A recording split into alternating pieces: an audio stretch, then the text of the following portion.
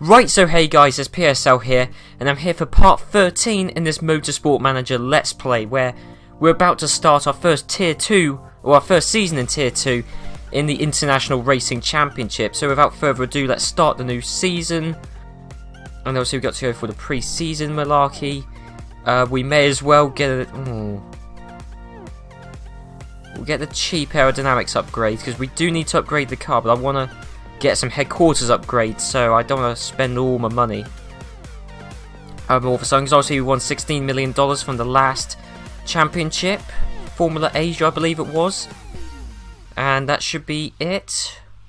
Okay, so if we can get the upgrades pending for these next two headquarter upgrades, which will put us in debt. So we got 5 races to go before the aerodynamics and design facilities have been upgraded.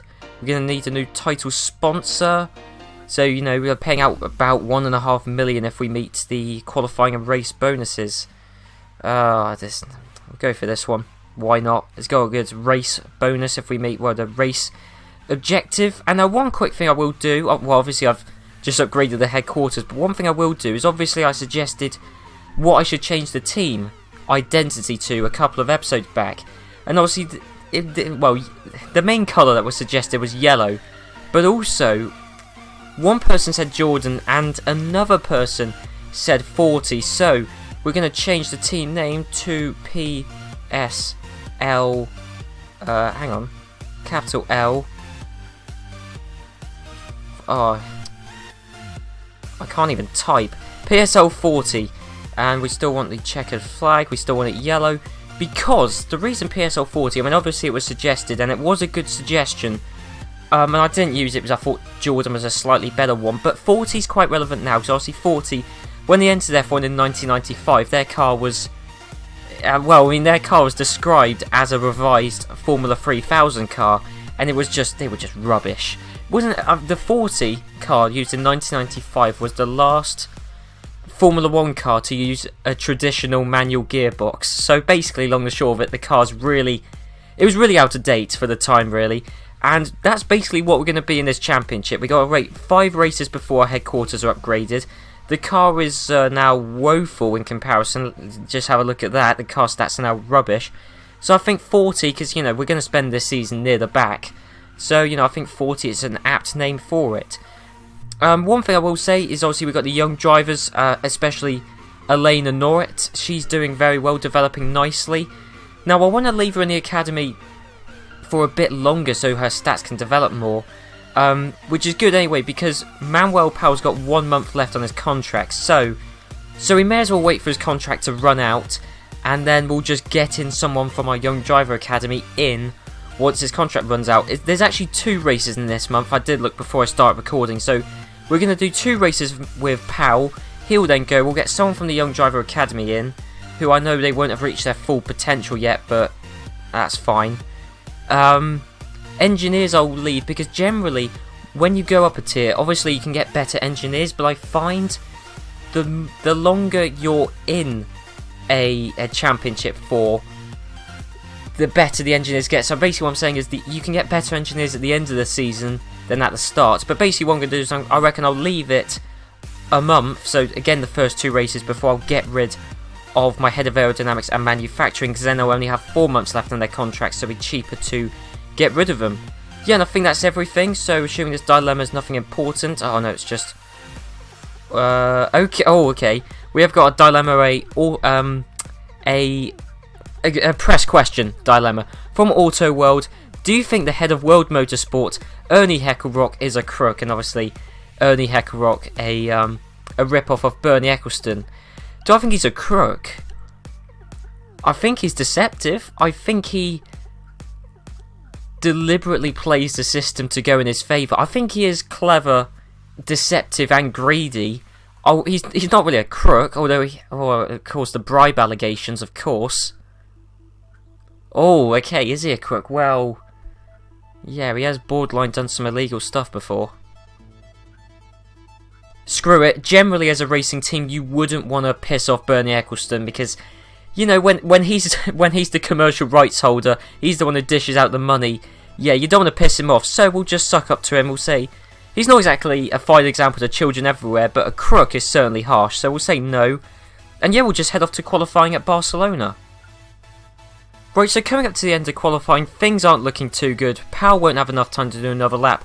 But the session, well, the track has just dried up, so we're getting Top Lady out to do a lap on soft tyres, and she's up into 3rd place.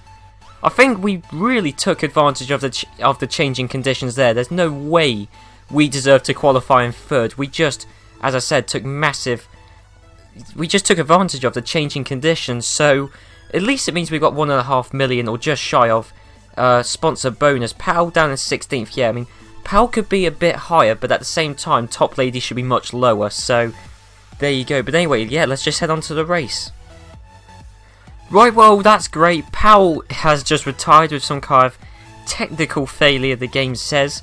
And obviously, now that we've gone up a tier, our aerodynamics are really bad, but crucially, our manufacturing's really bad, so tyre wear is extremely high, pit stops are long, although you don't really notice a change in pit stop time, but also our reliability is pretty bad. I mean, Top Lady, she'll be doing well if she gets a point. There's no way Powell's going to get a point, to be honest, but yeah, still not really exactly great to see.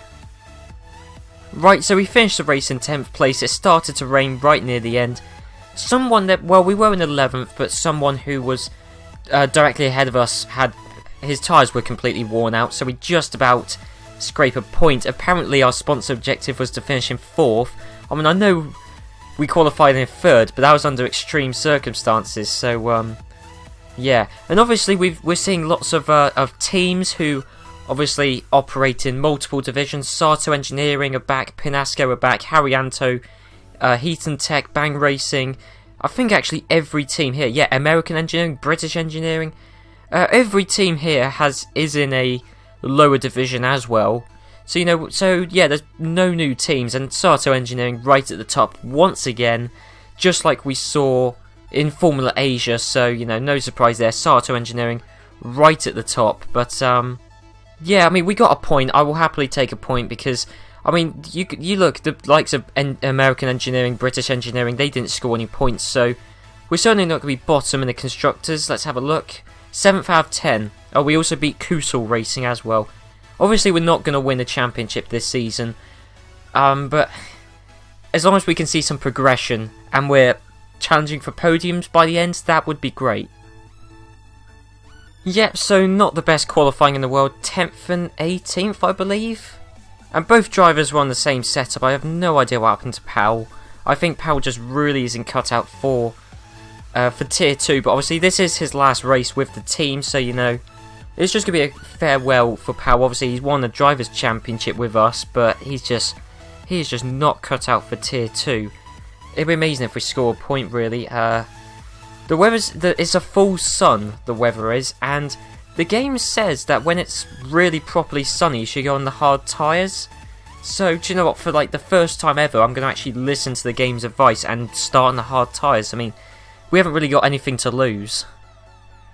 Yeah, so coming up to the end of the race at Durango, the sponsor objective was to come in the top 7. We've come 9th and 12th. Powell hasn't done too badly considering how poor his driving stats are for a driver in Tier 2. He hasn't done too badly, but yeah, obviously that was his last race. I'm not going to renew his contract because obviously he's definitely not good enough. We're up to 6th in the Constructors' Championship. We overtook Carbone GP this race because obviously we scored 2 points. If we can finish 6th in the Constructors' Championship in our first season in Tier 2, that would be fantastic.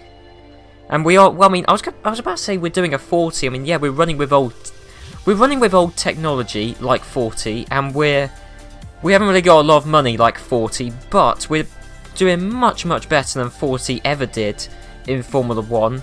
So yep, just need to wait for... No, we're not going to renew Powell's contract because, just a reminder, look at his stats. They're low to mid 60s. I mean, you really can't have a Tier 2 driver of that caliber. So Powell, you were really great for us. You won a Drivers' Championship for us, but no, we've just got to a point where you're not good enough, mate. But, he was a good driver for us. Very good driver for us. Let's not forget that. So, yeah, we need a new driver. yeah, actually, even our young drivers already at this stage are better than the ones you can get. So this is the benefit of having a really good young driver program. Because look, Elena Noret, well, considering our young driver program is 81 rated, she's probably near her peak in stats. So we've got her at almost the perfect time, and she's relatively cheap. So we have got one driver who is Megan Top Lady's probably just about tier 2 caliber. Elena Noret is certainly a top tier 2 driver, so that's good. So we got good drivers. I said I would get rid of our engineers because, as I said, the engineer market, if I can tap on the engineers, because obviously, as I said, the engineer market develops over the course of a season, but look, we're hopeless at the moment. Like, even now, we can get engineers which have stats in the 70s or low 70s. Of course, you're going to reject our contract. There we go. So we may as well get these new engineers. It's going to be quite an expensive job. We've had to pay nearly $1 million to get rid of our engineers just then. We'll go for this guy who has got a name I can't pronounce. Seller McCutcheon, whatever. We'll get him. Okay, I'll keep my head of design for now because 9 months. Yeah, it's gonna be expensive to get rid of her, and we're already in debt. So, worryingly, oh no, our car performance has gone up from 67 to 68. So we have seen a slight improvement. Still got to rate 3 races before our facilities can are upgraded. We'll see a car improvement then, certainly. We got to rate 3 races. So we're still going to be languishing down at the bottom, but hopefully we've got 2 drivers capable of finishing in the points now. Yep, so this is much better from us. I can notice a slight car improvement because Megan Top Lady qualified 9th, but Elena Noret, or Noir, because I guess it would be Noiret. Whatever, she qualified 8th in the end, so 8th and 10th we got. Yeah, we've definitely improved. I mean, well, okay, Elena is certainly much better.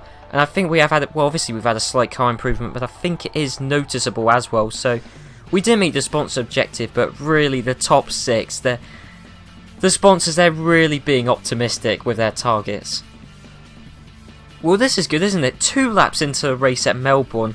I do want to say a very interesting layout of Melbourne's, very different from the F1 track, but Elena got off to a shocking start. Look, she's in 16th now, but I mean, she's supposed to be one of, if not the best driver in this championship, and well, she's got off to a horrific start. Right, so the safety car is out, and we're just before our pit stop period. I need to tell Megan to come into the pits as well. I tell you what, I've just realised we've got an all-female driver lineup. I think this is the first time we've had it. I think we've had an all-male driver lineup before. We've certainly had a mixed-gender driver lineup before, but I think this is the first time this series we've got an all-female driver lineup. So we come into the pits, so, you know, we will not have to stop again, certainly. So we're in 13th and 14th, now 8th and 9th, okay. Well, that's alright, considering we won't have to stop again. Actually, I don't think anyone will, so it's just going to be a race to the flag.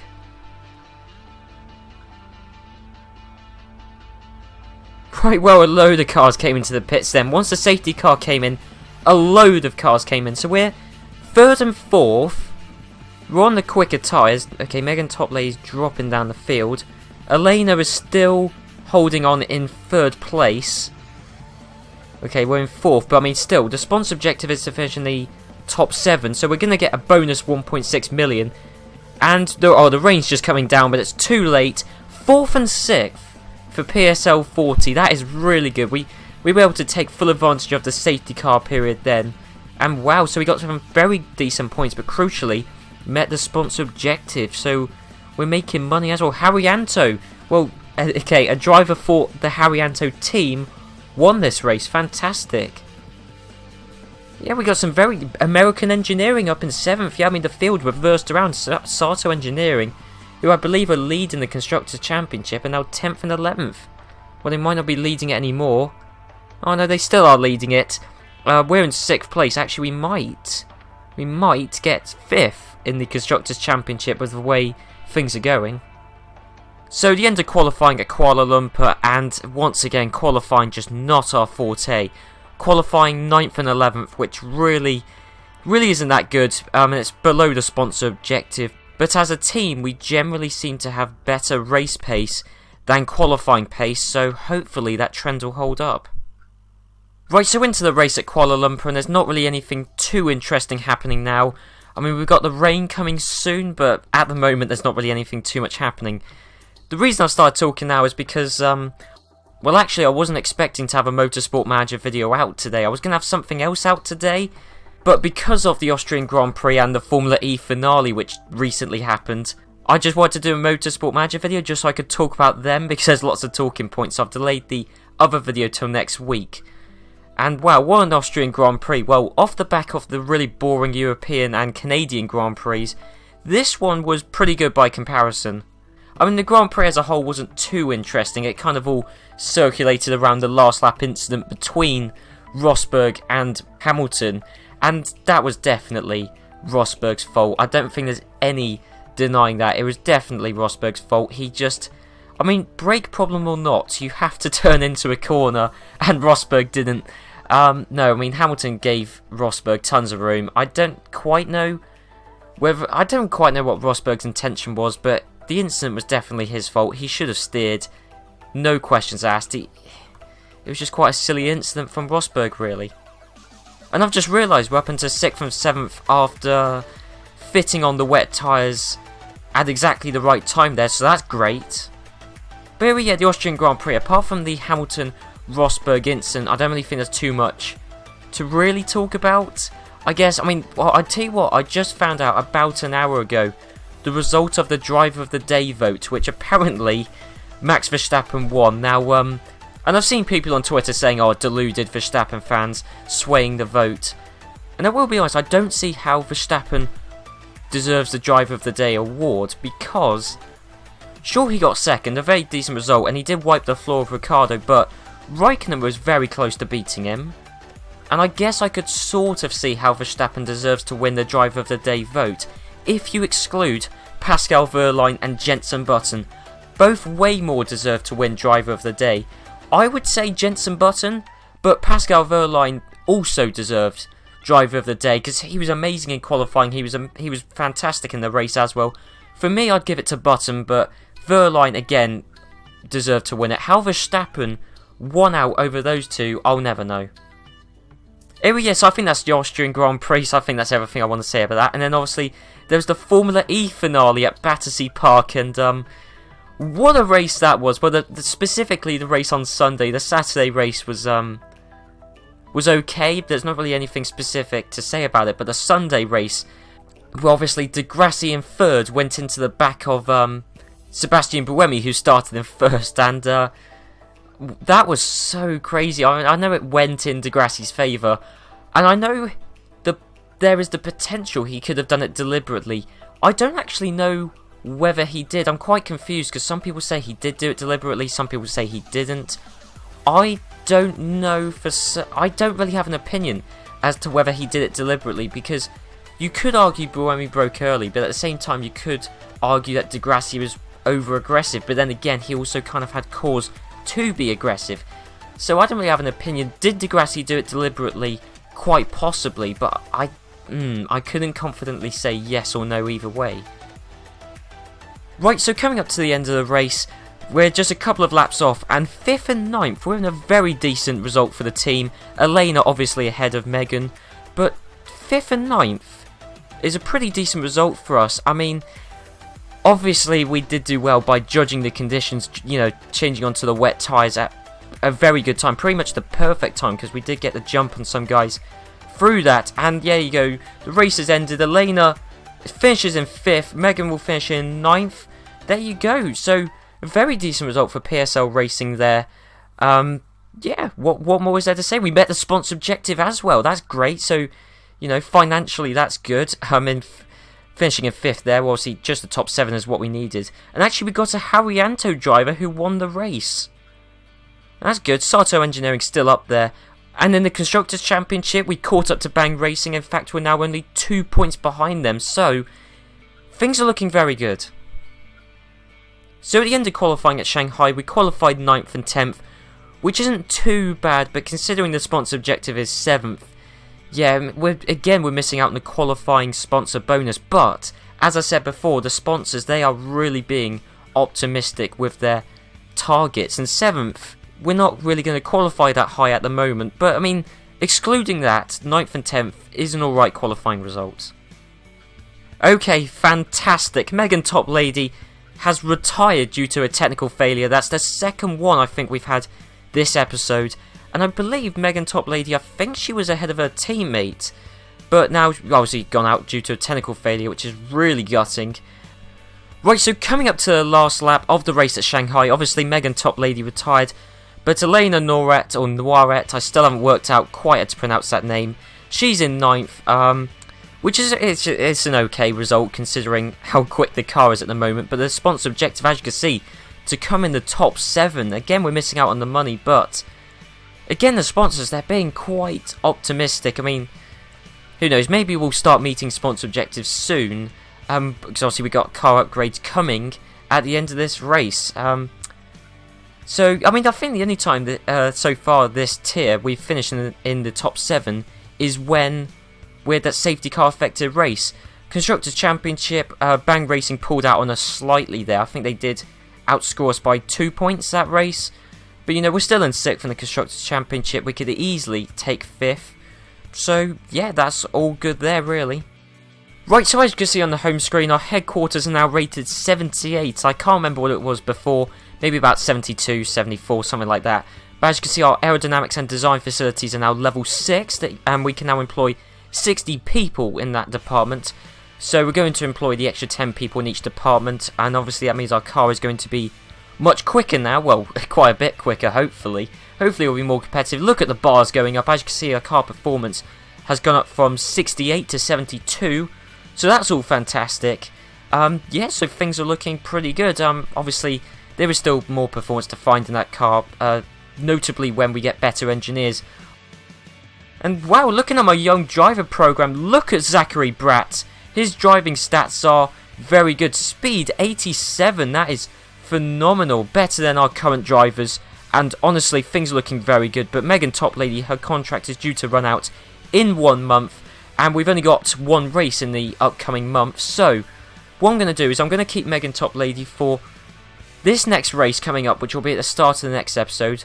I'll keep her for that race. Her contract will run out. I'll then get Zachary in to replace Megan. And his driving stats are phenomenal. And, you know, I mean, his stats are probably peaked considering our young driver program is rated 81. I think his stats have peaked. So, we're going to get him in. And, well, we're going to have 2 very good drivers. So yeah, thanks to our young driver program for that. And I know people in earlier episodes commented saying, oh, it's really good to have your young driver program really highly rated. And yeah, it certainly is. I mean, Elena, we've seen she's done very well and got good results in an uncompetitive car. Zachary's going to be even better, or he should be anyway.